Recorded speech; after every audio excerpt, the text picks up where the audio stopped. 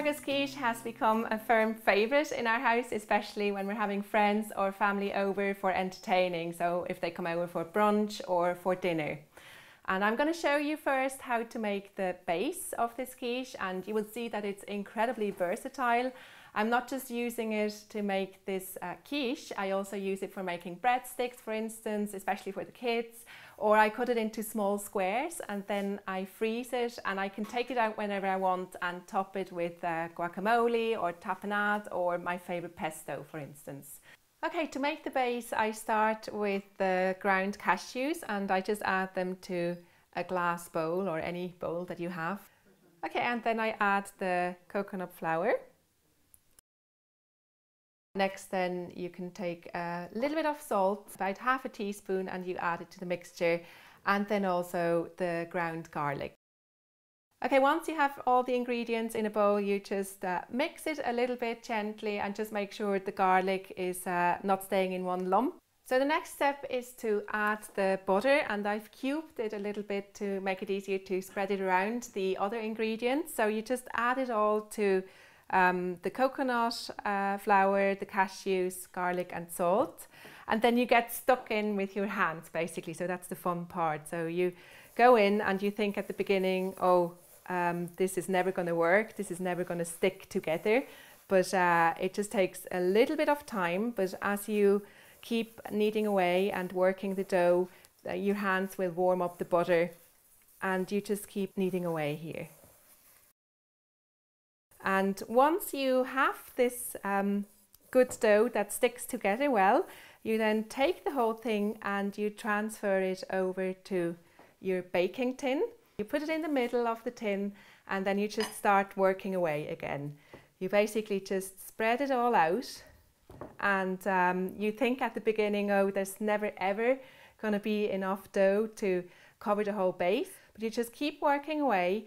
Okay, and then as you can see, once the dough is really well spread over the base and it goes up the rim a little bit, it is ready to go into the oven for about 10 minutes.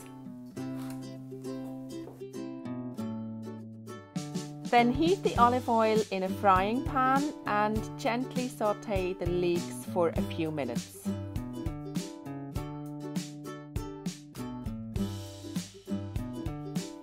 Then add the asparagus and pesto to the leeks and fry for another about 3 to 5 minutes until the vegetables are well coated with the pesto. Whisk the eggs in a bowl and season well with turmeric, salt and pepper. When the pepper is in, then you start whisking everything really well. So you can also take a fork, you don't necessarily need a whisk, it's just to mix it all up and especially make sure there's no lumps of pepper or turmeric, for instance.